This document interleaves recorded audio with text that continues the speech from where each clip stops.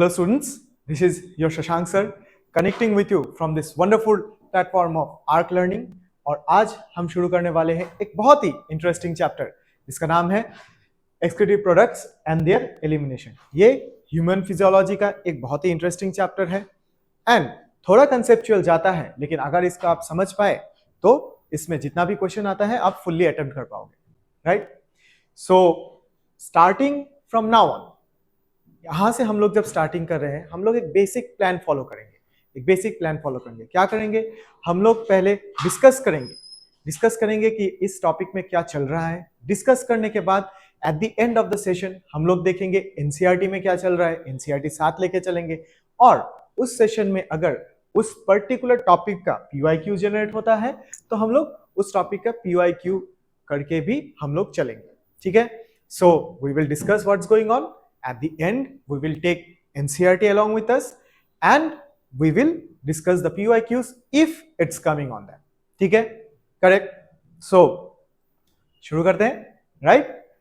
So, before going into that, अगर आप last 10 years के क्वेश्चन उठा के देख लें, last 10 years के क्वेश्चन अगर आप एनालिसिस करें, because analysis is a very important part for attempting your NEET, अगर आप एनालिसिस करें तो आपको दिखेगा कि ह्यूमन फिजियोलॉजी क्लास 11 में ह्यूमन फिजियोलॉजी हर साल on an average 14 to 16 questions का वेटेज लेके आ रहा है, करेक्ट।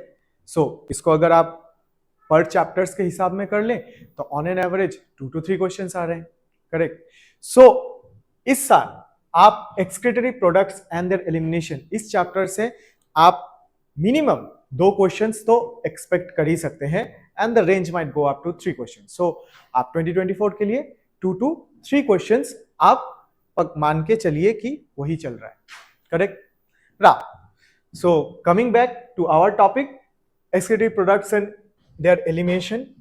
अगर आपको याद हो कि पहले चैप्टर में living to be described as someone living, correct, कुछ कैरेक्टरिस्टिक्स या कुछ क्राइटेरिया उनको फुलफिल करना पड़ता था, ठीक है। जैसे to be called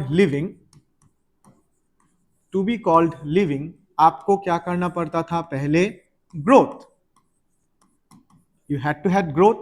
secondly you had to had reproduction,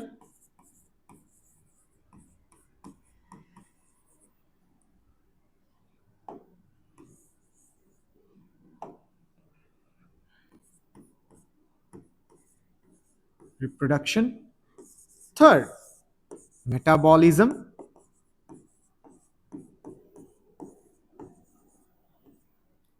and cellular level of organization,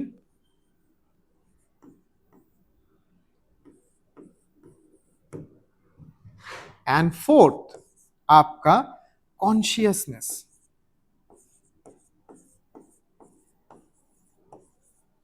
है ना। Growth, reproduction, metabolism and cellular organization along with consciousness, अगर ये चारों क्राइटेरियाज फुलफिल होते तो आपको माना जाता कि आप लिविंग हो, करेक्ट। उसी में से ये मेटाबॉलिज्म, अगर आप इस मेटाबॉलिज्म को उठा के देखें, what do you mean by metabolism? Metabolism है क्या? मेटाबॉलिज्म अगर आपको याद हो तो it was the sum total of all the reactions going in your body.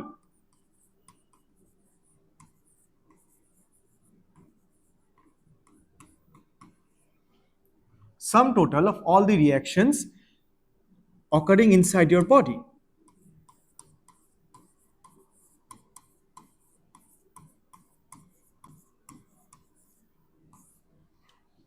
यही तो था, किसी चीज को बनाना एनाबॉलिज्म, किसी चीज को तोड़ना catabolism, various enzymatic reactions, correct, various enzymatic reaction, सभी क्या है? सब इस मेटाबॉलिज्म का ही तो पाथवे है, मेटाबॉलिज्म का ही तो पार्ट है कि नहीं? सो मतलब आप ए से बी को पाना चाहते हो, करेक्ट, आप ए से बी को पाना चाहते हो, ये क्या होगा? ये पाथवे होगा metabolic pathway,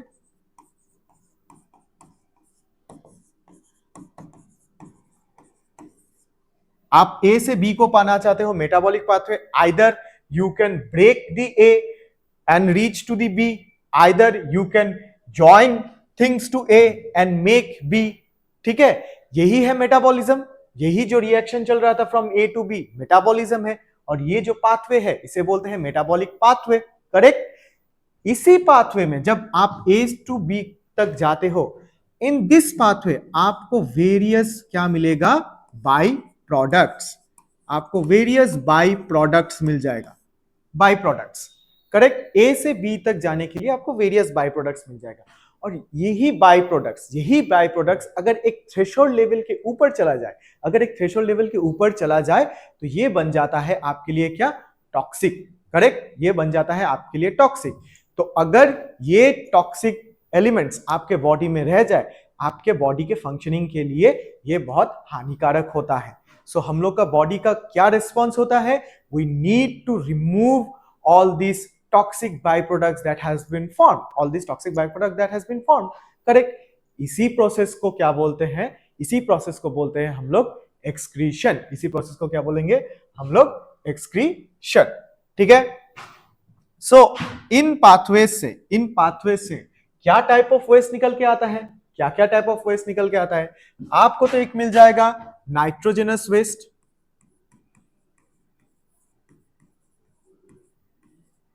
common nitrogenous waste, और मिल जाएगा आपको common metabolic waste, common nitrogenous waste और common metabolic waste. Nitrogenous waste में आपको क्या मिल जाएगा, ammonia, urea and uric acid,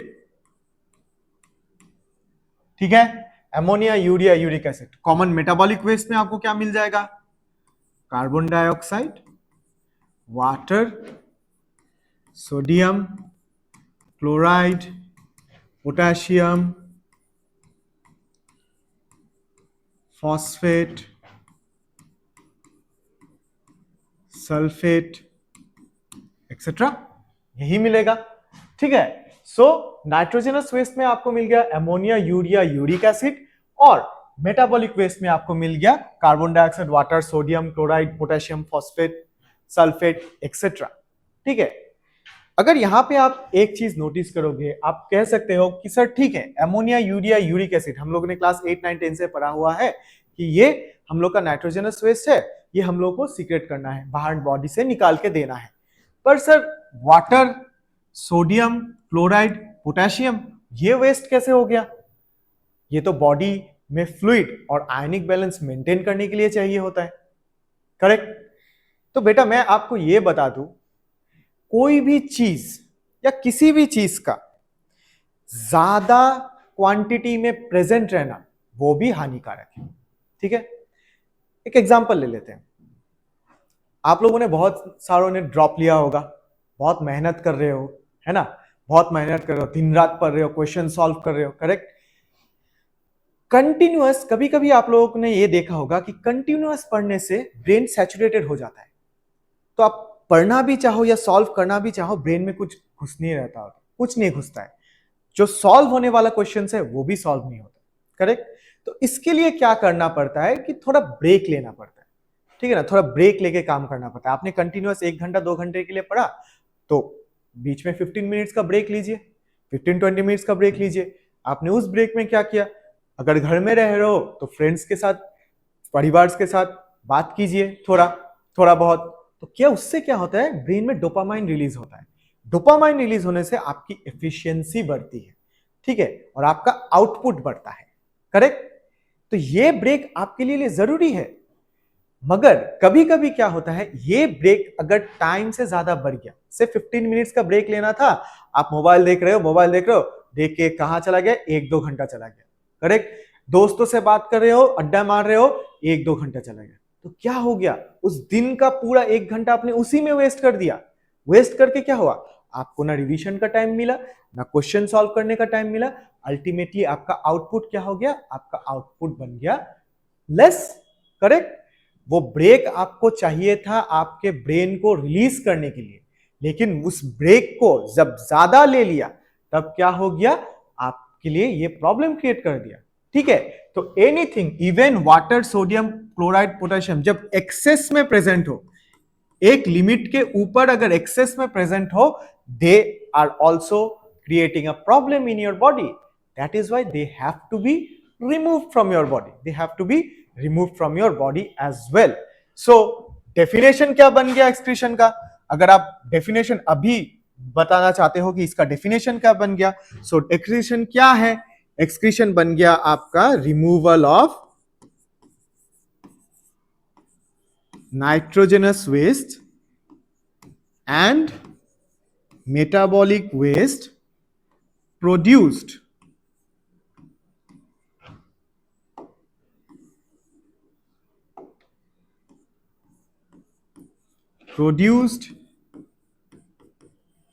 in the body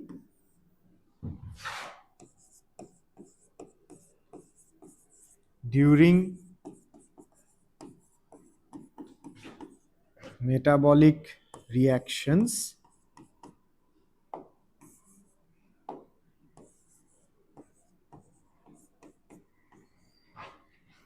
and accumulated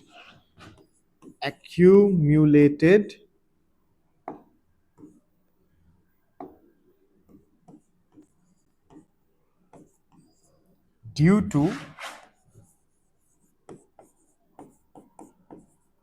excess ingestion.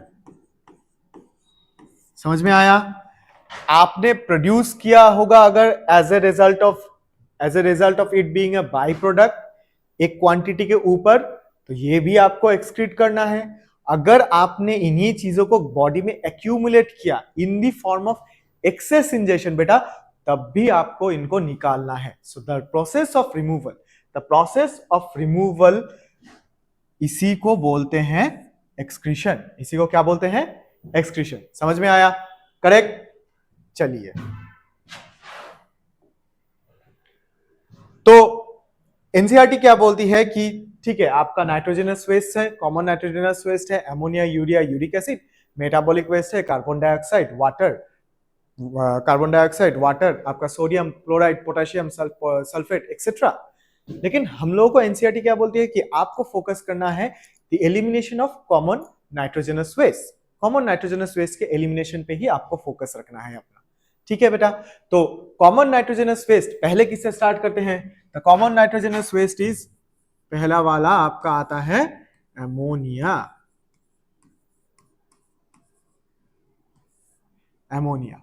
ठीक है, अमोनिया. कुछ characters, right? Ammonia is the metabolic product, is the end product of protein metabolism और nucleic acid metabolism. ठीक है ना? Protein metabolism, nucleic acid metabolism का ये and product है. ठीक है. सो इसको क्या बोलते हैं? इसको इसीलिए बोलते हैं ये प्राइमरी नाइट्रोजनस वेस्ट होता है. ये प्राइमरी नाइट्रोजनस वेस्ट होता है. Primary nitrogenous waste produced in almost all organisms. Produced in all organisms primary nitrogenous waste है. सिंस प्रोटीन मेटाबॉलिज्म का भी एंड प्रोडक्ट है, न्यूक्लिक एसिड मेटाबॉलिज्म का भी एंड प्रोडक्ट है, तो ये बन गया प्राइमरी. करेक्ट. और क्या कैरेक्टर दिया हुआ है इसका और क्या कैरेक्टर दिया हुआ है? It is highly toxic, very highly toxic. ये हाईली टॉक्सिक है, ये आपके लिए हाईली टॉक्सिक है. Correct. And since it is highly toxic, you can not store it in your body. आप अपने बॉडी में रख ही नहीं सकते हो, आप प्रॉब्लम क्रिएट हो जाएगा. ठीक है. So it is highly toxic, readily soluble in blood.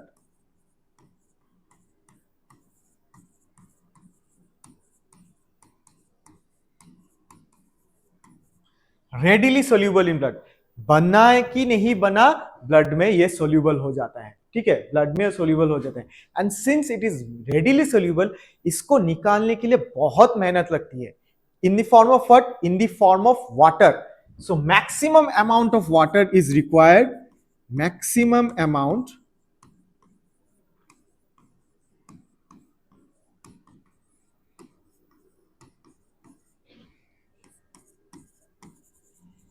is required for its excretion. ठीक है, वो कहते हैं ना बुरी आदत छूटने में बहुत टाइम लगाता है ना, bad habits die hard, correct. So ये एक टाइप का बैड हैबिट है और इनको बुरी आदत को छुटाने में बहुत टाइम लगता है। Similarly the since it is readily soluble in blood, बहुत जल्दी ये मिक्स हो जाता है, इसके लिए मैक्सिमम अमाउंट ऑफ वाटर लगता है इसको बॉडी से बाहर निकालने के लिए। ठीक है, चलिए नेक्स्ट क्या पॉइंट देके रखा है एनसीईआरटी ने। नेक्स्ट दिया है ये निकलता कैसे है, एक्सक्रीट होता कैसे है, bye diffusion. Diffusion through the body surface, diffusion through body surface and gills. Diffusion through body surface and gills, ये बॉडी सरफेस से डिफ्यूज और गिल से भी डिफ्यूज होकर निकल जाता है, कंसंट्रेशन बढ़ता है, डिफ्यूज होकर ये निकल जाता है। कैसे निकलता है, इन द फॉर्म ऑफ, ये भी देके रखा है, very important point, in the form of, in the form of ammonium ion,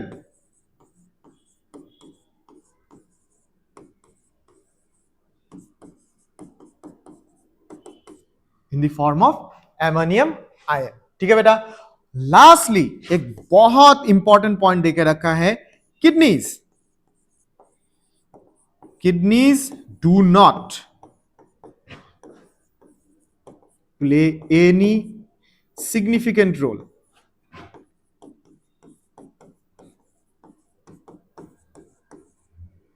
in its excretion।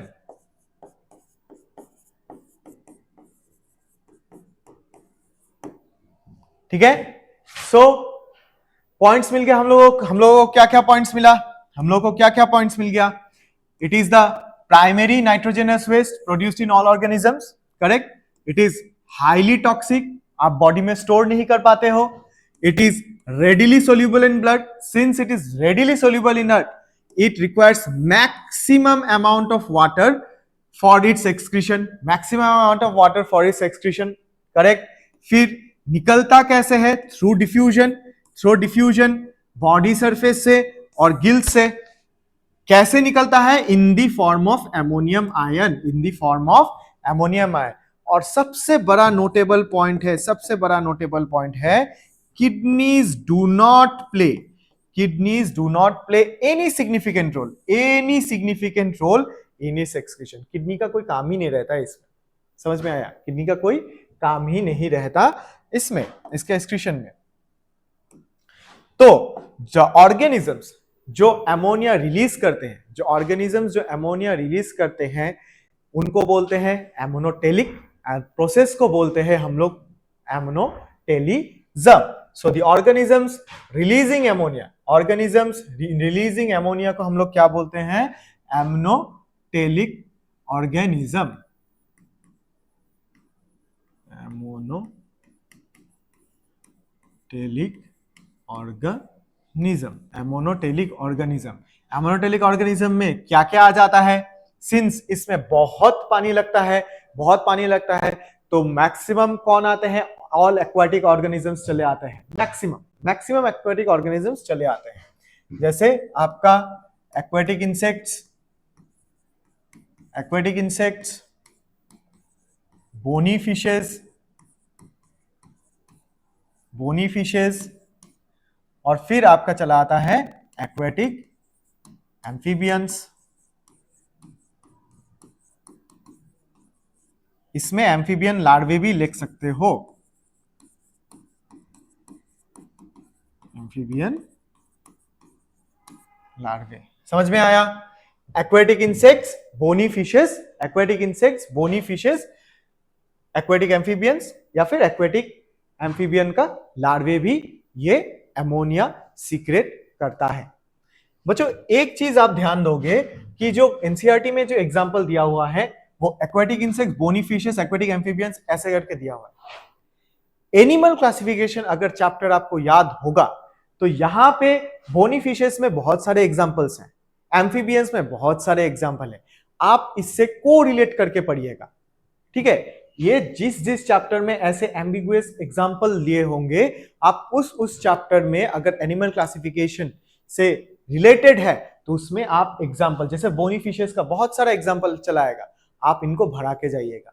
क्योंकि अगर एनटीए या एनएमसी को क्वेश्चन पेपर को थोड़ा हाई लेवल का बनाना हो, वो क्या करेंगे, एनसीईआरटी से ही देंगे, लेकिन क्या करेंगे, इस बोनी फिश के जगह इस बोनी फिश का एग्जांपल दे देंगे और पूछ देंगे कि यहाँ पे एमोनिया कौन सीक्रेट करता है।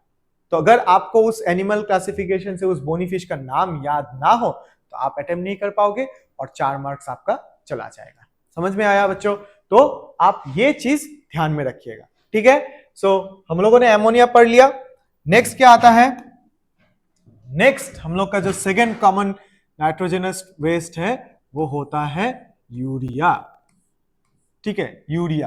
यूरिया बेसिकली क्या है? Urea basically it's a terrestrial adaptation, ठीक है। जब इवोल्यूशन हुआ, जब पानी से हम लोग टेरेस्ट्रियल रेल में गए तो वहां पे क्या हुआ, we were thrown into a such ecosystem जहां पे हम लोग को पानी उल्टा कंजर्व करना था, ठीक है, क्योंकि हम लोग के पास वाटर उतना अवेलेबल नहीं होता था।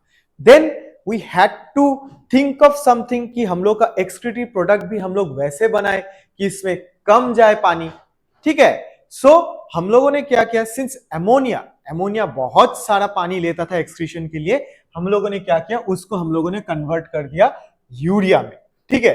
तो यूरिया है क्या? Urea is the breakdown product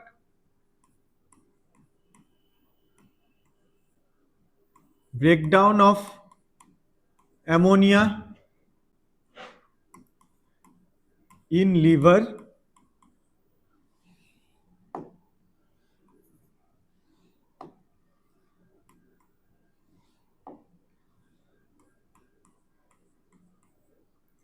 breakdown of ammonia in liver by a process known as ornithine cycle. एक प्रोसेस होता है जिसका नाम होता है ऑर्निथिन साइकिल, उससे ये लीवर में टूटता है।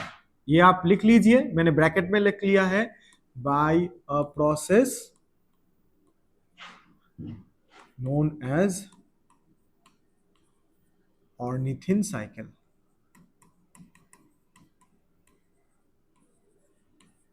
by a process known as ornithine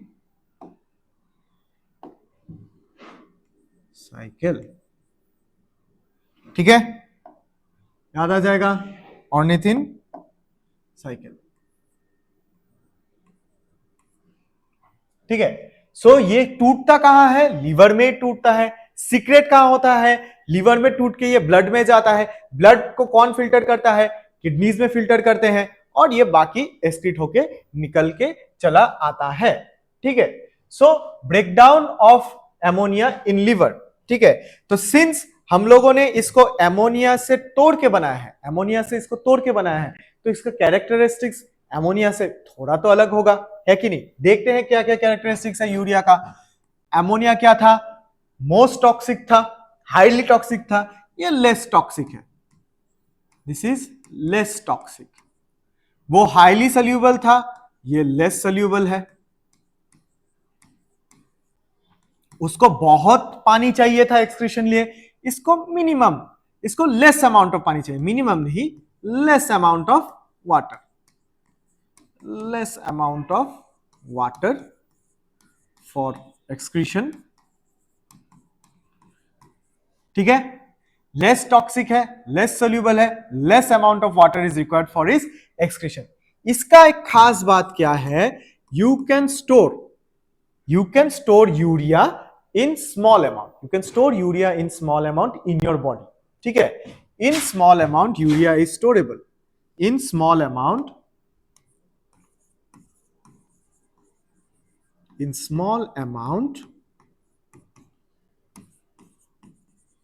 urea is storable in body.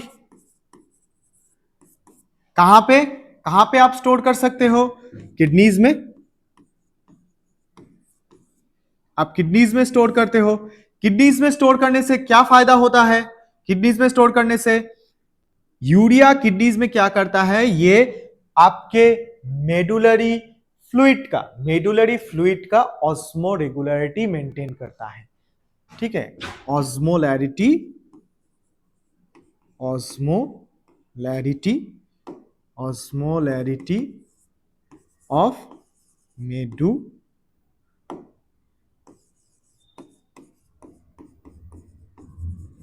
medullary fluid, medullary fluid maintains osmolarity of medullary fluid, maintains osmolarity of medullary fluid, osmolarity of medullary fluid, maintains osmolarity of medullary fluid, ठीक है, maintains osmolarity of medullary fluid, correct. और कहाँ रहता है? ये आपके blood में भी रहता है। ये आपके ब्लड में जब रहता है वो ब्लड का पीएच मेंटेन करता है, ठीक है, समझ में आया? So less toxic, less soluble, less amount of water for excretion, और in small amounts urea is storable in the body. NCERT में दिया हुआ है कहां पे स्टोर करता है? ये किडनीज में स्टोर करता है, और किडनी में जब रहता है ये क्या करता है? ये मेडुलरी फ्लूइड का ऑस्मोलैरिटी मेंटेन करता है। ये क्यों चाहिए होता है? ये इसलिए चाहिए होता है क्योंकि वहां पे आप जब काउंटर करंट मैकेनिज्म पढ़ोगे, मैकेनिज्म ऑफ यूरिन कंसंट्रेशन पढ़ोगे, इसका बहुत बड़ा रोल रहता है, ठीक है, जो हम लोग अगले कुछ क्लासेस में डिस्कस करने वाले हैं, करेक्ट। सो अभी यूरिया जो सीक्रेट करते हैं उनको क्या बोलते हैं? Ureotelic organisms, ureotelic organisms, ureotelic organisms. फिर से एग्जाम्पल्स क्या क्या आते हैं? एग्जाम्पल्स क्या क्या आते हैं इसमें? एग्जाम्पल्स आ जाएगा, यहां पे हम लोगों ने क्या लिखा था? एक्वेटिक एम्फीबिया, हम लोग यहां पे टेरेस्ट्रियल एम्फीबिया लिख सकते हैं,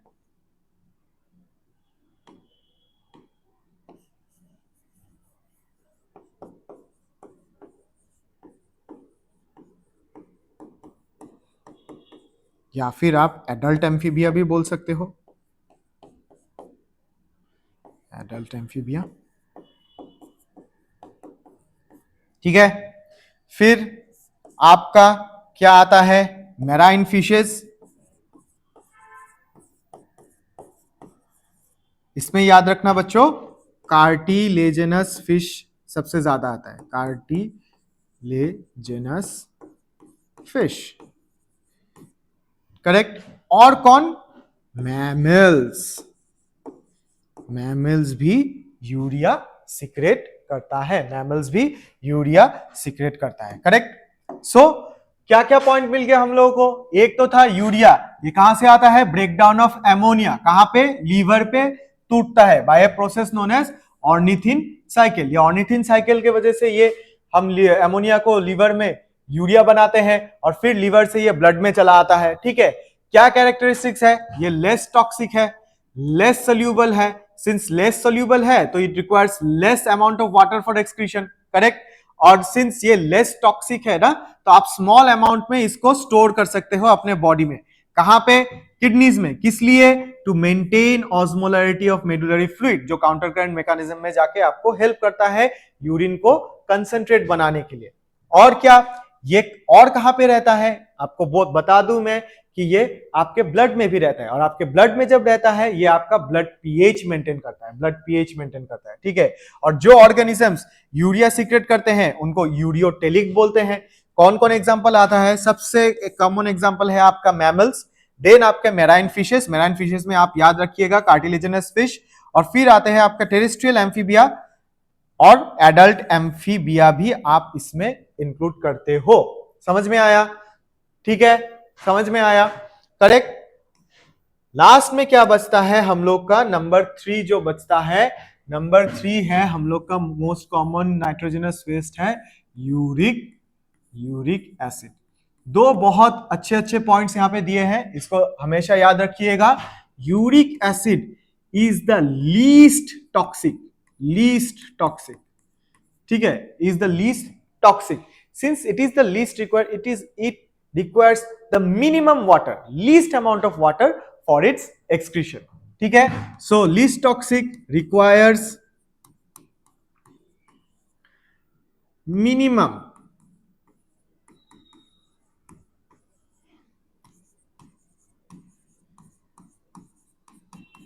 minimum amount of water for its excretion. ठीक है बच्चों, minimum least toxic requires minimum amount of water for it's excretion. ठीक है, और जो यूरिक एसिड सीक्रेट करते हैं, जो यूरिक एसिड सीक्रेट करते हैं, इनको क्या बोलते हैं हम लोग? Uricotelic organism.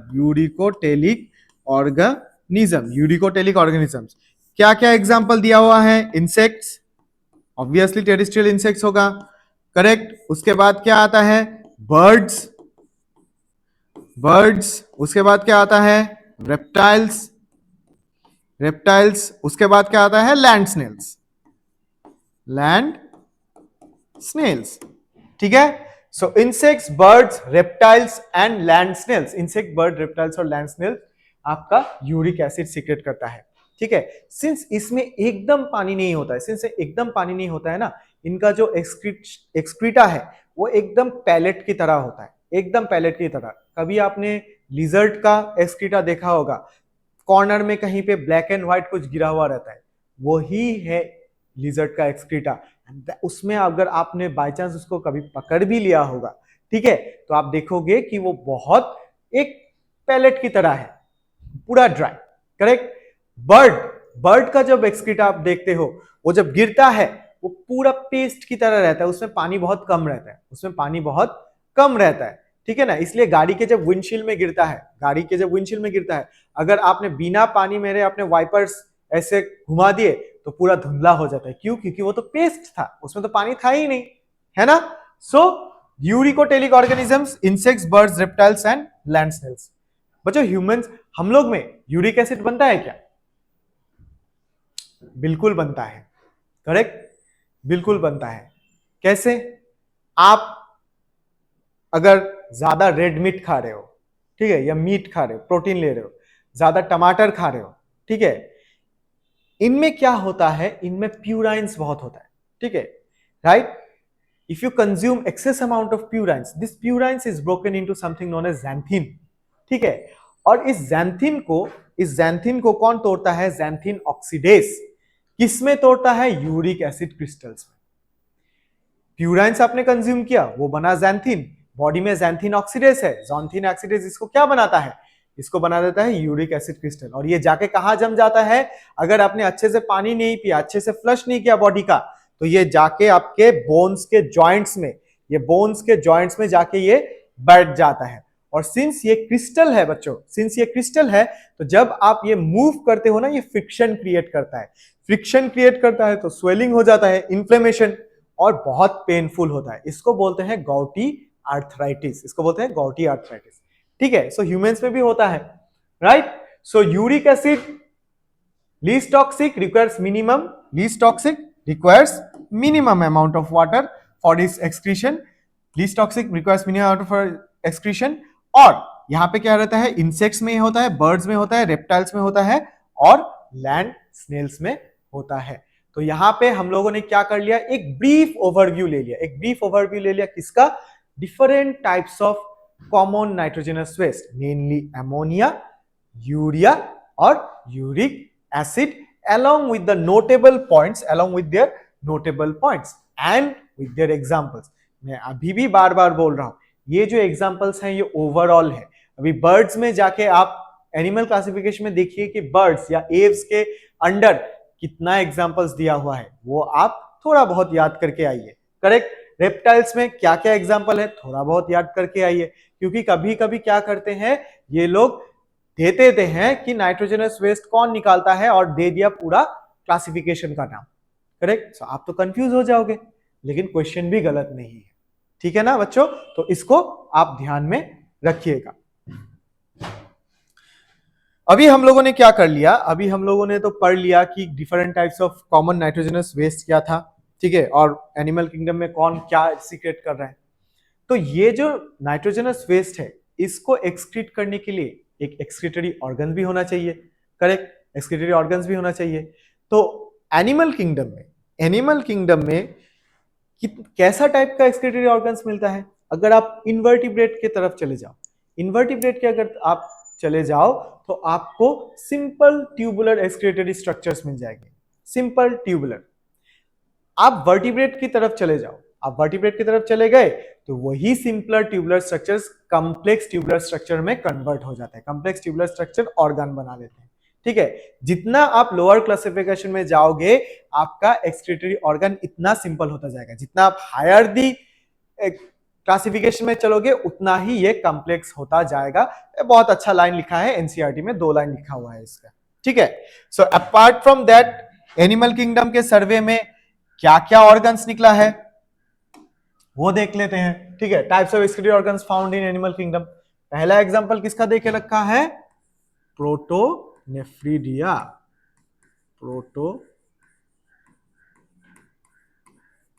प्रोटोनेफ्रिडिया और इसको फ्लेम सेल्स भी बोलते हैं, फ्लेम सेल्स। ठीक है, प्रोटोनेफ्रिडिया और फ्लेम सेल्स, इसका फंक्शन क्या है, इसका फंक्शन क्या है, ये रेगुलेट करता है। क्या रेगुलेट करता है, ionic and body, ionic and body fluid को, आयोनिक एंड बॉडी फ्लूइड को, इसी को बोलते हैं ऑस्मो रेगुलेशन। ठीक है, ये आयोनिक और बॉडी फ्लूइड को रेगुलेट करता है जहां जहां पे इसका इस्तेमाल होता है, इसी को बोलते हैं हम लोग ऑस्मो रेगुलेशन। कौन कौन इसका इस्तेमाल करता है, करेक्ट, प्लैटीहेलमिन्थिस कॉमन एग्जांपल्स है। प्लैटीहेलमिन्थिस, प्लैटीहेलमिन्थिस में भी आपका फ्लैटवर्म्स एग्जाम्पल देखे रखा है, प्लेनेरिया। ठीक है, फिर आता है सम एनिलिड्स,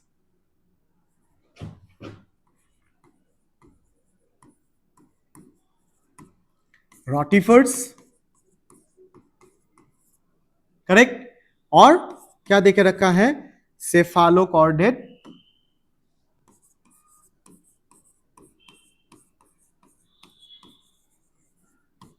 एम्फिऑक्सस।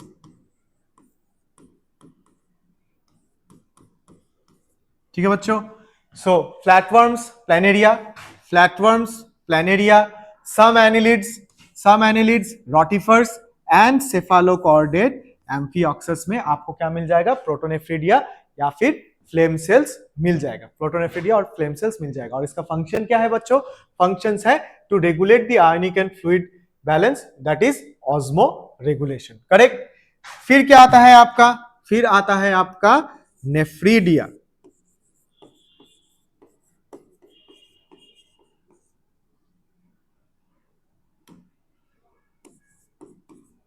नेफ्रीडिया, नेफ्रीडिया का फंक्शन क्या है, नेफ्रीडिया का फंक्शन है टू रिमूव या फिर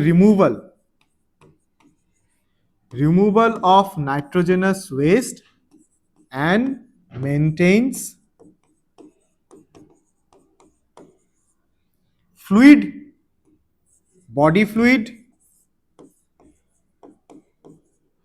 एंड आयोनिक बैलेंस।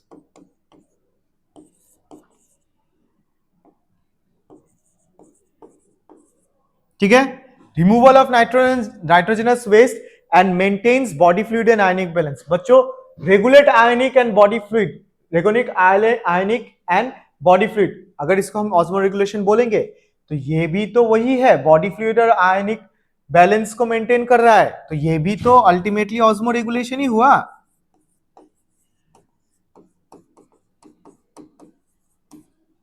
क्या हुआ, ऑस्मो रेगुलेशन। ठीक है, कौन एग्जाम्पल कौन आता है इसमें, एग्जाम्पल आता है, प्रोमिनेंट एग्जाम्पल आता है अर्थवर्म का,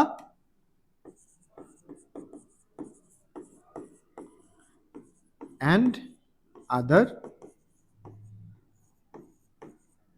annelids, earthworm and other annelids इसको यूज करते हैं। समझ में आया, तो हम लोगों ने क्या क्या देखा, प्रोटोनेफ्रिडिया और फ्लेम सेल्स, और क्या दिखा हम लोगों ने, नेफ्रिडिया, करेक्ट। ठीक है, और क्या क्या आता है, और आपका आता है नंबर, चलिए हम इसको थोड़ा यहां से इसको ठीक है, चलिए थर्ड क्या आता है आपका,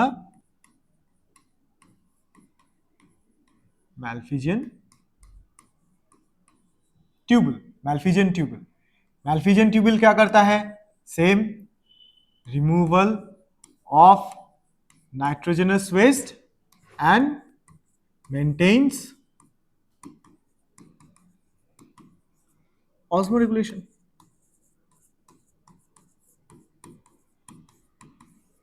ठीक है, कौन यूज करता है, इंसेक्ट्स, इंसेक्ट्स, ठीक है, मोस्ट कॉमनली इसका कॉकरोच, इंसेक्ट्स इंक्लूडिंग कॉकरोच इन्हें यूज करता है। तो एग्जांपल इसका कौन सा हो गया, एग्जांपल आपको यहां पे इंसेक्ट्स में मिल जाएगा, एंड कॉमनली कौन सा एग्जांपल हम लोग यूज करते हैं, कॉकरोच का एग्जांपल यूज करते हैं। ठीक है, नेक्स्ट क्या आता है, लास्ट, लास्ट में जो दिया हुआ है वो है आपका एंटिनल, एंटिनल और ग्रीन ग्लैंड्स। ठीक है, किसमें मिलता है, क्रस्टेशियंस इंक्लूडिंग प्रॉन।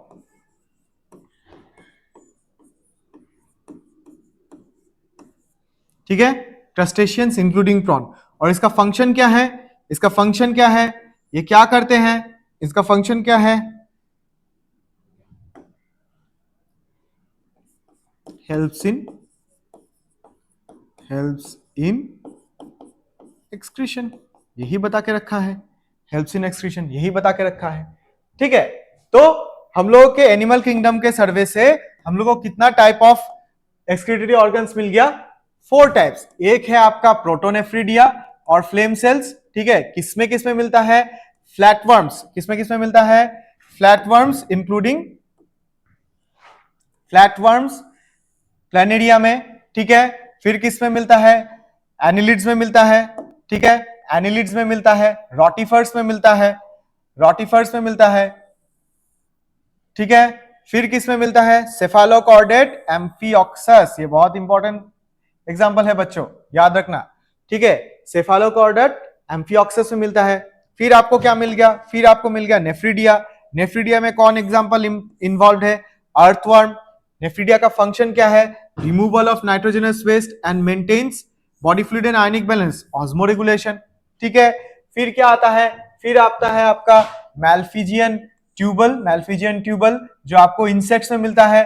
और हम लोग को प्रोमिनेंट एग्जांपल क्या देके रखा है, कॉकरोच देके रखा है। तो ये क्या करता है, removal of nitrogenous waste and maintains osmoregulation, again the same. और लास्ट में क्या आता है बच्चों, antennal and green glands, green glands जिसमें क्या होता है, क्रस्टेशियंस इंक्लूडिंग प्रॉन। एग्जांपल आता है क्रस्टेशियंस इंक्लूडिंग प्रॉन। और फंक्शन क्या है इसमें, फंक्शन क्या है, फंक्शन क्या है आपका, फंक्शन है इट हेल्प्स इन एक्सक्रीशन, जो ऑब्वियसली करेगा, एनसीईआरटी में यही देके रखा है। आपको यहां से अगर क्वेश्चन जनरेट करना हो, क्वेश्चन अगर जनरेट करना हो, क्वेश्चन जनरेट होगा आपको एग्जाम्पल से ही क्वेश्चन आएगा, क्वेश्चंस आएंगे एग्जाम्पल से ही, क्योंकि फंक्शन सबका ऑलमोस्ट सेम ही है, नाइट्रोजनस वेस्ट रिमूव करना या फिर ऑस्मो रेगुलेशन करना या फिर बोथ नाइट्रोजनस वेस्ट भी रिमूव करना और ऑस्मो रेगुलेशन भी मेंटेन करना। ठीक है, तो ये हम लोगों ने क्या देख दिया, type of excretory organs found in animal kingdom, correct. और एक सबसे इंपॉर्टेंट वाला, सिंस हम लोग अपने आप को क्या, वी आर वर्टिब्रेट्स, ठीक है ना, ऑल वर्टिब्रेट्स में आप लोगों को क्या मिल जाएगा, इसके ऊपर आप लिख लो, ऑल वर्टिब्रेट्स में, वर्टिब्रेट्स में आपको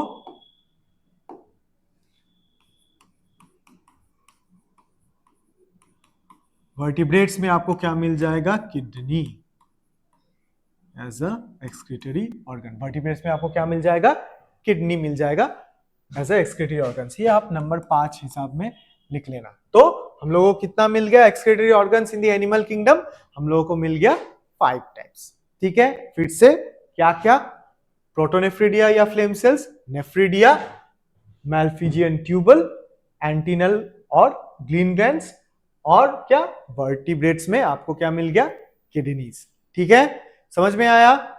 वेरी गुड।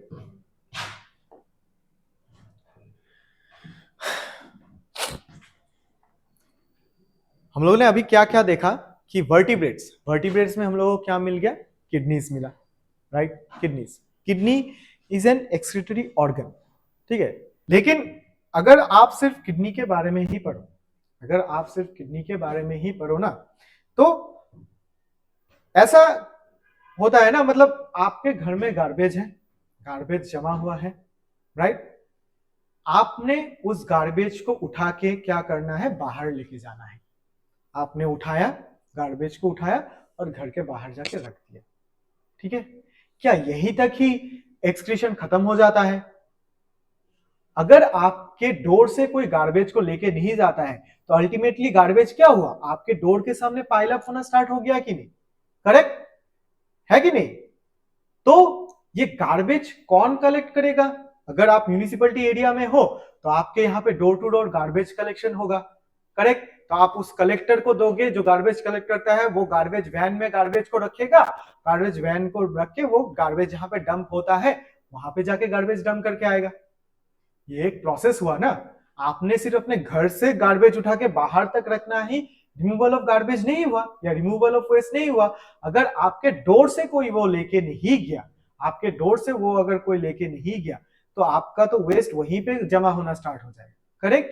तो इसीलिए एक्सक्रीटरी ऑर्गन तो मेन हम लोग का किडनी है ही है, लेकिन ओवरऑल एक सिस्टम भी है जो आपके बॉडी के बाहर से, किडनी आपका फिल्ट्रेट करके एक्सक्रीटरी ऑर्गन जबड़ा आपका बॉडी से निकाल लेगा, लेकिन वो वेस्टेज आपके बॉडी से एकदम बाहर लेके जाने में एक सिस्टम चाहिए होता है, ठीक है।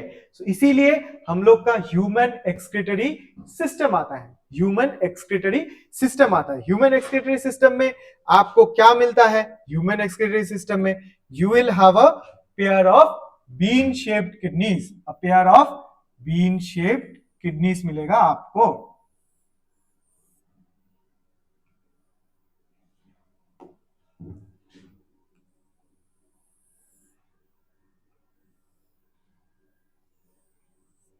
ठीक है बच्चों, अ pair of bean shaped kidneys, a pair of bean shaped kidneys. पहला क्या आएगा? Pair of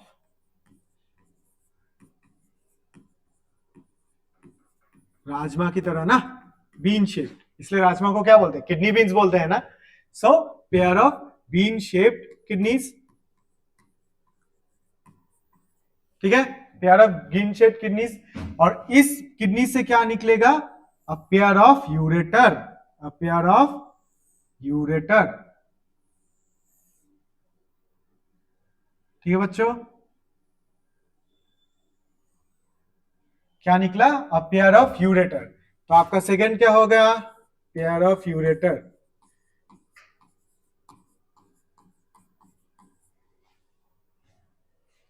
pair of ureter, ठीक है, पेयर ऑफ यूरेटर। ये यूरेटर किस में लीड करता है? ये यूरेटर लीड करता है एक यूरिनरी ब्लैडर में, यूरिनरी ब्लैडर में। तो क्या बन गया आपका? नेक्स्ट क्या आ गया? Urinary bladder.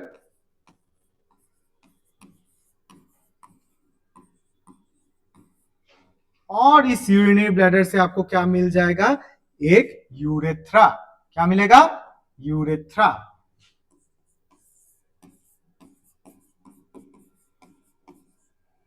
ठीक है, समझ में आया? So what you have a pair of kidneys, you have a pair of kidneys,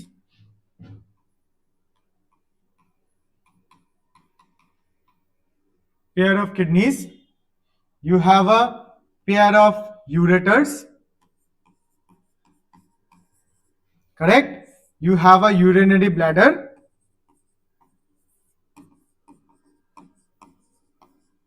और आपके पास क्या है? एक यूरेथ्रा, करेक्ट। तो ये चारों मिलके बनाते हैं आपका, ये चारों मिलके क्या बनाते हैं? ये चारों मिलके बनाते हैं आपका ह्यूमन एक्सक्रीटरी सिस्टम, ठीक है। ब्लड फिल्ट्रेट होगा, है कि नहीं? तो आपको तो कोई ब्लड देके जाना है, करेक्ट।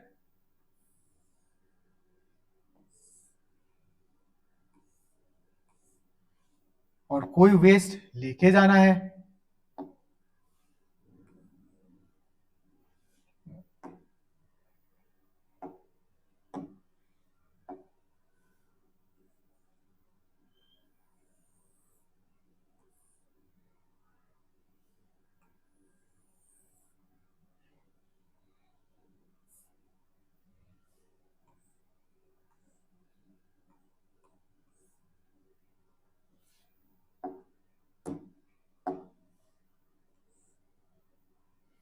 ठीक है, तो ब्लड जो लेके आ रहा है ये बन जाता है आपका क्या, ये आपका बन जाता है डॉर्सल एओर्टा। ये आपका बन जाता है क्या, dorsal aorta. Dorsal aorta, correct. जो ब्लड ला रहा था और वेस्ट जो लेके जाएगा, या जो आपका यहां से वेन्स में चला जाएगा, वेन्स को जो लेके जाता है ये होता है inferior vena cava. Inferior vena cava, inferior vena cava. ठीक है, तो ये बन गया आपका क्या, ये बन गया आपका ह्यूमन एक्सक्रीटरी सिस्टम। ये बन गया आपका ह्यूमन एक्सक्रीटरी सिस्टम। और एक सिस्टम की तरह आप काम करोगे, एक के बाद एक काम करोगे। आपके किडनी में फिल्ट्रेट हो रहा है, आपके किडनी में सब वेस्टेज कलेक्ट हो रहा है, कलेक्ट होने के बाद यूरेटर्स में ये यूरेटर से ये निकलता है, यूरेटर से निकल के यूरिनरी ब्लैडर में जमता है, यूरिनरी ब्लैडर में जम के आपके यूरेथ्रा से ये निकल के चला जाता है, यूरेथ्रा से आपको निकल के चला जाता है। ठीक है, मेल और फीमेल में, अगर हम मेल और फीमेल की बात करें तो रिप्रोडक्शन चैप्टर में आपको याद होगा कि इस यूरेथ्रा के डक्ट के साथ ही आपका मेल का इजैकुलेटरी डक्ट भी शामिल है, उसको इसलिए यूरेथ्रा को यूरोजेनिटल डक्ट भी बोलते हैं, यूरोजेनिटल डक्ट भी बोलते हैं। ठीक है, मेल्स में यूरेथ्रा को यूरोजेनिटल डक्ट भी बोलते हैं, करेक्ट। फीमेल्स में इसको यूरेथ्रा ही बोलते हैं। एक और डिफरेंस है बच्चों कि साइज या length of the urethra, males में ये ज्यादा होता है, फीमेल्स में छोटा होता है। ठीक है, मेल्स में ऑलमोस्ट 20 सेंटीमीटर के करीब होता है, फीमेल्स में ये छोटा होता है। ठीक है, इसलिए females are more prone to uterine tract infection. ठीक है ना, यूटेराइन ट्रैक्ट इन्फेक्शन, क्योंकि उनका यूरेथ्रा छोटा होता है, यूरेथ्रा से तो यूरिनरी ब्लैडर एकदम सामने है, तो उनके बैक्टीरियल इन्फेक्शंस होना बहुत इजीली हो जाता है। ठीक है, so females suffer from more uterine tract infection. अगर उनका जो सिर्फ बाथरूम हो या जहां पे भी वो अपने आप को रिलीव कर रहे हो वो थोड़ा अगर गंदा होता है तो उनको इन्फेक्शंस लगने के चांसेस बहुत बढ़ते हैं। ठीक है, सिंस आप मेडिकोस बनने वाले हो ये लिए इसलिए आपको मैंने ये बताया था। ठीक है, सो ह्यूमन एक्सक्रीटरी सिस्टम ने हमने देख लिया, आज सिस्टम को देख लिया, क्या क्या था। अ pair of bean shaped kidneys हम लोगों को मिल गया, अ पेयर ऑफ यूरेटर मिल गया। ठीक है, फिर मिल गया यूरिनरी ब्लैडर, फिर मिल गया मेरे को यूरेथ्रा। ये सब मिला के हम लोग को क्या बनाता है, ये बनाता है हम लोग का एक्सक्रीटरी सिस्टम, ये बनाता है हम लोग का एक्सक्रीटरी सिस्टम, करेक्ट। एनसीईआरटी भी वही बोलती है, एनसीईआरटी भी वही बोलती है। ठीक है, सो यहां पे क्या देके रखा है एनसीईआरटी ने, क्या क्या देके रखा है एनसीईआरटी ने, आपको देके रखा है अ पेयर ऑफ किडनीज आपको देके रखा है। ठीक है, फिर यूरेटर देके रखा है, 2 यूरेटर्स देके रखा है। ठीक है, फिर यूरिनरी ब्लैडर देके रखा है, फिर यूरेथ्रा देके रखा है, करेक्ट। फिर इंफीरियर वेना कावा हम लोगों ने देखा, इंफीरियर वेना कावा। फिर हम लोगों ने देखा डॉर्सल एओर्टा, है कि नहीं। और ये जो एओर्टा और वेना कावा जो किडनीज के साथ जो लगे हुए हैं, करेक्ट। एओर्टा जो लगा हुआ है उसको बोलते हैं रेनल आर्टरी, और वेना कावा जो लगा हुआ है, इंफीरियर वेना कावा जो लगा हुआ है उसको हम लोगों ने क्या बोला, रेनल वेन बोला। ठीक है, समझ में आया। Human excretory system, you have a pair of kidneys, you have a pair of ureter, you have a urinary bladder and you have a urethra. ठीक है, सो ये हम लोग का एनसीईआरटी डायग्राम भी हो गया, करेक्ट। सो आज अभी हम लोग क्या करते हैं, आज हम लोगों ने क्या देखा, हम लोगों ने व्हाट इज एक्सक्रीशन के बारे में पढ़ा, फिर कॉमन नाइट्रोजनस वेस्ट के बारे में पढ़ा, फिर ऑर्गन्स के डिफरेंट टाइप्स ऑफ ऑर्गन्स के बारे में पढ़ा जो नाइट्रोजनस वेस्ट को सीक्रेट करने में हेल्प करते थे। फिर हम लोगों ने ह्यूमन एक्सक्रीटरी सिस्टम से स्टार्ट किया, आज सिस्टम से स्टार्ट किया। ठीक है बच्चों, तो आज हम लोग का क्लास हम लोग यहीं पे रखते हैं। ठीक है, नेक्स्ट क्लास से हम लोग क्या लेके जाएंगे, नेक्स्ट क्लास से हम लोग लेके जाएंगे किडनीज का अल्ट्रा स्ट्रक्चर, किडनी का अल्ट्रा स्ट्रक्चर। ठीक है ना, तो आप किडनी को क्रॉस सेक्शन करोगे तो उसमें क्या मिलेगा, है कि नहीं, correct. So as we discuss at the beginning, हम लोग पहले थोड़ा कॉन्सेप्ट जनरेट करेंगे, फिर हम लोग देखेंगे कि एनसीईआरटी क्या बोलती है, एनसीईआरटी क्या बोलती है। हम लोगों ने जो पढ़ा वो सही पढ़ा है कि नहीं पढ़ा, वो भी तो मालूम करना है। तो एनसीईआरटी क्या बोलती है, animals accumulate ammonia, urea, uric acid, carbon dioxide, water, ions like sodium, potassium, phosphate, sulfate, etc. either by metabolic activities or by other means like excess ingestion. एक तो मेटाबॉलिक पाथवे से प्रोड्यूस होता है, या फिर आप ज्यादा खाते हो, एक्सेस इंजेशन से आपको ये आता है। So you have to, these substances have to be remove totally या फिर पार्शियली। मैंने बोला था टोटली या फिर पार्शियली आपको ये रिमूव करना पड़ता है। ठीक है, सो इस चैप्टर में आप लोग एमोनिया, यूरिया, यूरिक एसिड के बारे में पढ़ोगे, major forms of nitrogenous waste. ठीक है ना, तो एमोनिया के बारे में इन्होंने क्या लिखा है, ammonia is the most toxic form, points में लिखा था, requires large amount of water for its elimination, true. Uric acid least toxic होता है, can be removed with a minimum loss of water, can be removed with a minimum loss of water, हम लोगों ने पढ़ा। ठीक है, process of excreting is ammonotelism and many bony fishes, aquatic amphibians and aquatic insects are ammonotelic, हमने पढ़ा था, correct. Ammonia और भी कुछ देखे रखा है, ammonia is readily soluble and important generally excreted by diffusion across the body surface or through gill surfaces in fish as ammonium ions, यही याद रखना है बच्चों। ठीक है, और एक इंपॉर्टेंट लाइन उन्होंने क्या बताया था, और एक इंपॉर्टेंट लाइन बनाया था, kidneys do not play any significant role in its removal, kidneys do not play any significant role in its removal, यही बताया था उन्होंने, करेक्ट। फिर क्या बताया, टेरेस्ट्रियल एडेप्टेशन जो लेसर टॉक्सिक नाइट्रोजनस वेस्ट, क्योंकि हम लोग के पास पानी नहीं है तो हम लोगों को lesser toxic amount of nitrogenous waste बनाना पड़ेगा, तो हम लोगों ने क्या बनाया, यूरिया, यूरिक एसिड बनाया for conservation of water save करने के लिए हम लोगों ने बनाया। So mammals, many terrestrial amphibians and marine fishes mainly excrete urea, और क्या बोला उन लोगों को, यूरियोटेलिक बोला। ठीक है, एमोनिया प्रोड्यूस्ड, यूरिया बनता कैसे ये बता दिया उन्होंने, ammonia produced by metabolism is converted into urea in the liver में कन्वर्ट होता है। ठीक है, and released into the blood which is filtered and excreted out by the kidneys, हम लोगों ने डिस्कस किया था इसके बारे में। Some amount of urea may be retain, urea थोड़ा बहुत स्टोरेबल है, may be retain in kidney matrix of some of these animals to maintain a desired osmolarity. ठीक है, फिर reptiles, birds, land snails, insects excrete nitrogenous waste as uric acid in the form of pellet और paste, so that minimum loss of water लगता हो, minimum loss of water लगता हो। ठीक है, इसमें मैं एक बात ऐड कर देता हूं कि ये जो uric acid minimum loss of water बनता है ना थ्रू यूरिया साइकिल, इसमें बहुत एनर्जी लॉस होता है या बहुत एनर्जी खर्च होता है, करेक्ट। तो उसके बाद और क्या बोला, तो एनिमल किंगडम का जो सर्वे उन्होंने किया था, एनिमल किंगडम का जो उन्होंने सर्वे किया था, है कि नहीं, एनिमल किंगडम का जो उन्होंने सर्वे किया था, तो उसमें क्या मालूम चला कि वैरायटी ऑफ एक्सक्रीटरी ऑर्गन्स है, ठीक है।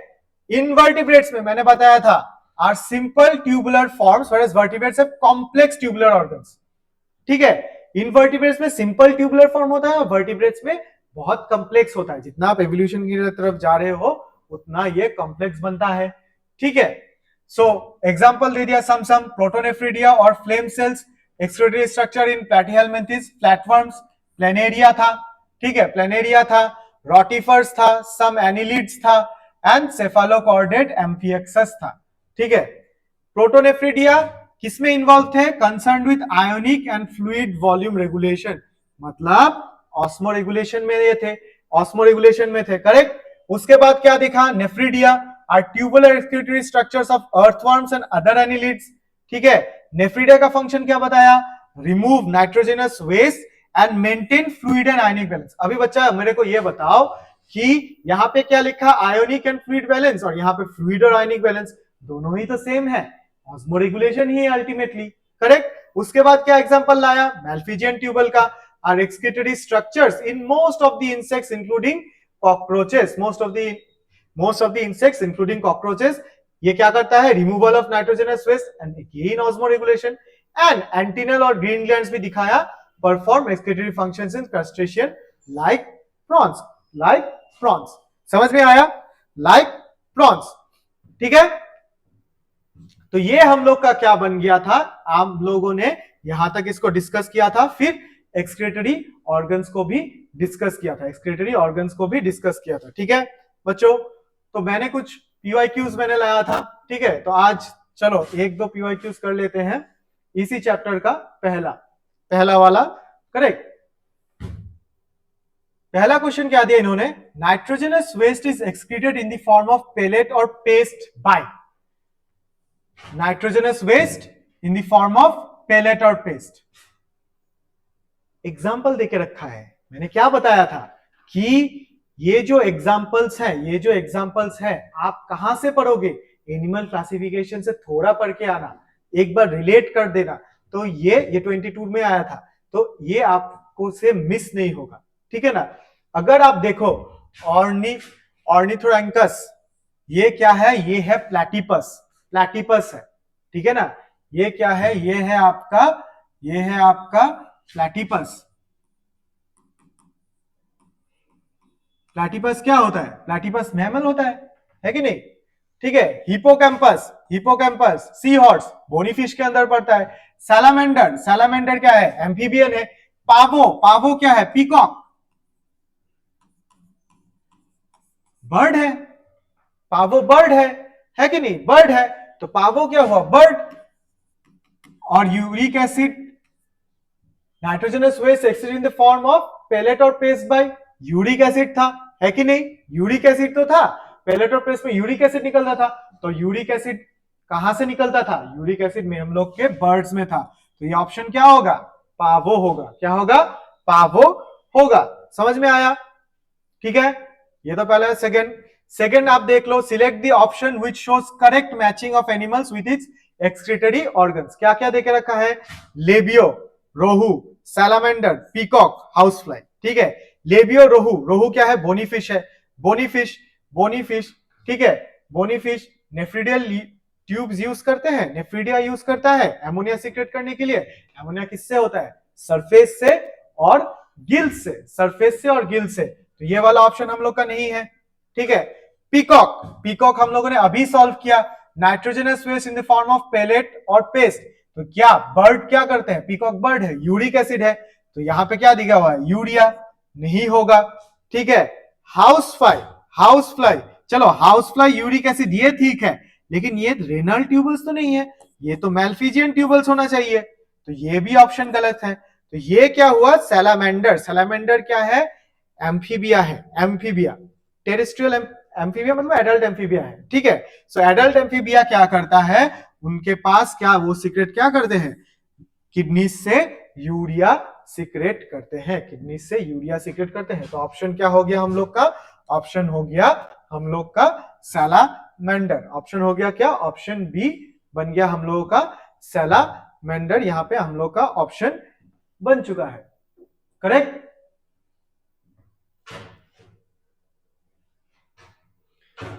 ये देख लो, ठीक है।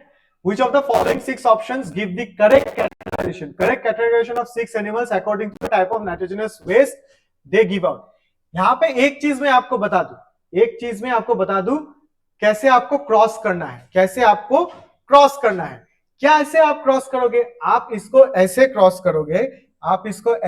करोगे, कैसे क्रॉस करोगे, क्या बताया है, एमनोटेलिक, ठीक है, सॉरी क्या बताया है, एमनोटेलिक में क्या बताया है, ये क्या है आपका, पिजन्स एंड ह्यूमंस एमनोटेलिक है, रॉन्ग, ह्यूमंस एमनोटेलिक नहीं है, तो पूरा ये ऑप्शन रॉन्ग हो गया, मेरे को बाकी पढ़ना जरूरत नहीं है। सेकंड कह दिया एमनोटेलिक में फ्रॉग और लिजर्ड, एम्फीबिया और रेप्टाइल एमनोटेलिक है, नहीं है, रॉन्ग, मेरे को ऑप्शन ही पढ़ना नहीं है। ठीक है, उसके बाद क्या आ गया, उसके बाद क्या आया, aquatic amphibia, aquatic amphibia. Okay fine, aquatic बोला है, एमनोटेलिक है, चलो ये ठीक है, ये ठीक है, मतलब मेरा ये ऑप्शन ठीक है। चलो ureotelic, frogs and animals, frogs and humans, चलो ये भी ठीक है। यूरिकोटेलिक, यूरिया, यूरिक सीक्रेट करने का, पिजन, लिजर्ड, कॉकरोच, चलो ये भी ठीक है, ये ऑप्शन ठीक है हम लोग का लग रहा है। और यहां पे क्या दिया हुआ है नेक्स्ट ऑप्शन में, एक्वेटिक एम्फीबिया, चलो ये तो ठीक है।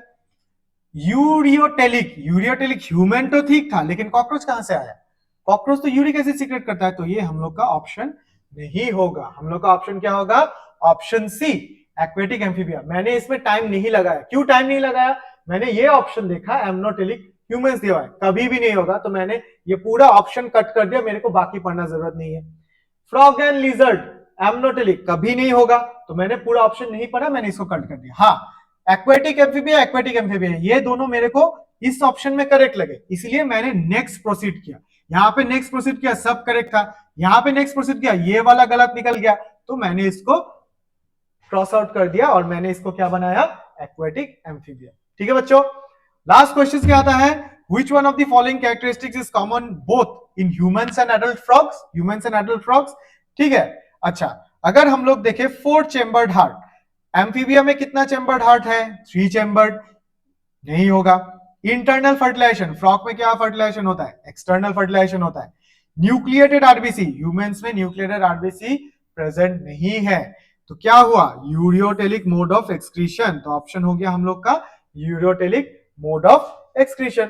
समझ में आया, तो ये हम लोगों ने आराम से बैठ के सॉल्व किया पीवाईक्यूज, शायद और एक स्लाइड था, हाँ ये एक था, ये बचा, बहुत इजी क्वेश्चंस है। ठीक है, क्या आया, uricotelic mode of excreting nitrogenous waste, uricotelic mode of excreting nitrogenous waste are found in uricotelic, कौन सीक्रेट करता है।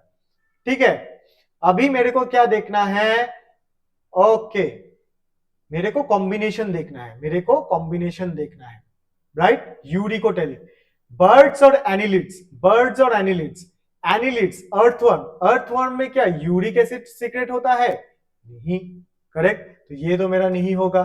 ठीक है, amphibians and reptiles, amphibians and reptiles, अगर मैं एक्वेटिक एम्फीबियंस भी पकड़ लू और टेरेस्ट्रियल एम्फीबियंस भी पकड़ लू, एक इन दोनों में से एक में भी यूरिक एसिड तो बनता ही नहीं है, एक्वेटिक एम्फीबियंस में एमोनिया, टेरेस्ट्रियल एम्फीबियंस में यूरिया बनता है, तो ये भी नहीं होगा, ये भी नहीं होगा, तो बचता क्या है, रेप्टाइल्स एंड बर्ड्स, रेप्टाइल्स और बर्ड्स में uric acid is the final form of protein metabolism.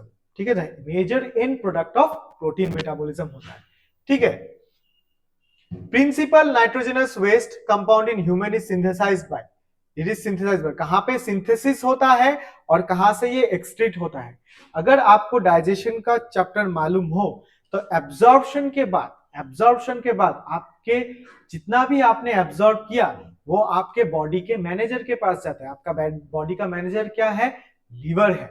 Liver decide करता है कि आपके बॉडी के लिए ये ठीक है कि नहीं। आप तो अल्कोहल भी एब्जॉर्ब करते हो, लेकिन अल्कोहल आपके बॉडी के लिए अच्छा नहीं है, वो लीवर में जाके डिटॉक्सिफाई होता है। ठीक है, उसके बाद लीवर ब्लड में जिसको छोड़ना है उसको छोड़ता है, करेक्ट। सो लीवर में जाता है, लीवर में जाता है, लीवर ब्लड में छोड़ता है।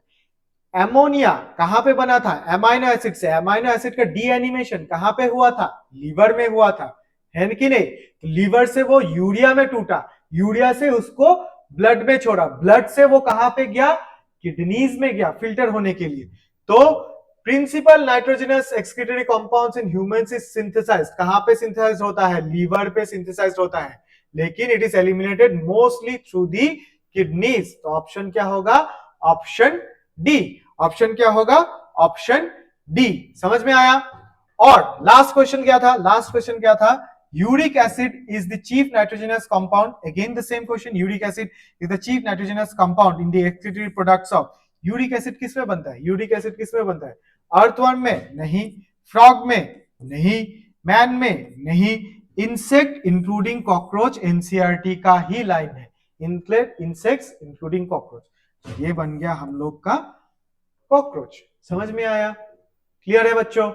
तो हम लोगों ने क्या किया, कंसेप्ट जनरेट किया, एनसीईआरटी लेके चले, और हम लोगों ने क्या किया, हम लोगों ने पीवाईक्यूज भी बहुत सारे सॉल्व किए, जिसमें से थोड़ा बहुत हम लोग को आइडिया मिल गया कि कहां से क्या पढ़ना है।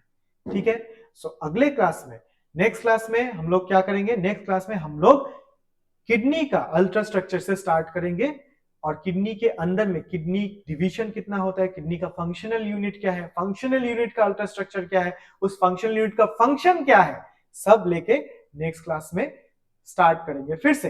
तो आज के लिए इतना ही, आज के लिए इतना ही, और मिलते हैं हम नेक्स्ट क्लास में एक साथ में। तो पढ़ते रहिएगा, नोट्स बनाते रहिएगा, एनसीईआरटी से पढ़ते रहिएगा, और पीवाईक्यूज और जितना क्वेश्चन हो सकता है उतना क्वेश्चन आप सॉल्व करिएगा। ठीक है, तो चलते हैं बच्चों, नेक्स्ट क्लास में जरूर मिलेंगे। Thank you, very thank you.